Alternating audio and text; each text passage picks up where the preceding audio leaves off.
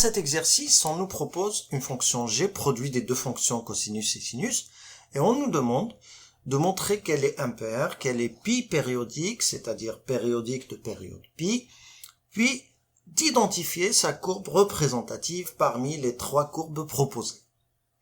Pour répondre à la première question, on va utiliser la définition d'une fonction impaire.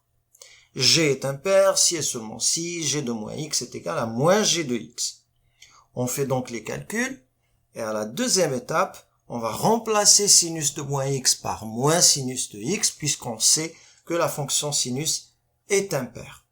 On simplifie après les calculs, on met le signe moins en début du produit pour obtenir enfin moins g de x, le résultat qu'on cherchait, pour pouvoir conclure que la fonction g est impaire.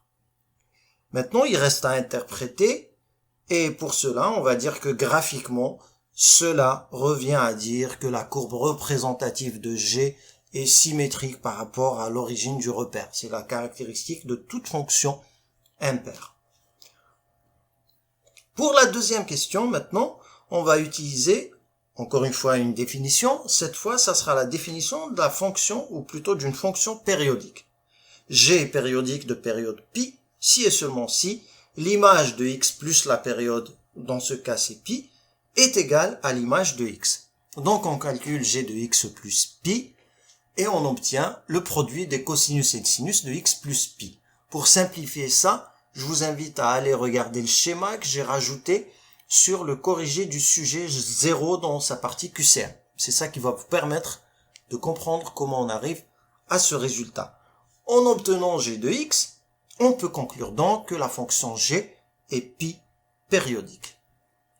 Maintenant, pour la question 3, on nous propose trois courbes et on doit éliminer d'abord la courbe verte puisqu'elle n'est pas symétrique par rapport à l'origine du repère.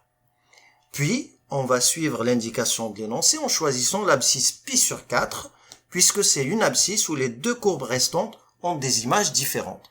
On calcule l'image de pi sur 4, on retrouve 1/2 avec l'expression algébrique de la fonction g, et on voit que cela correspond à la courbe bleue.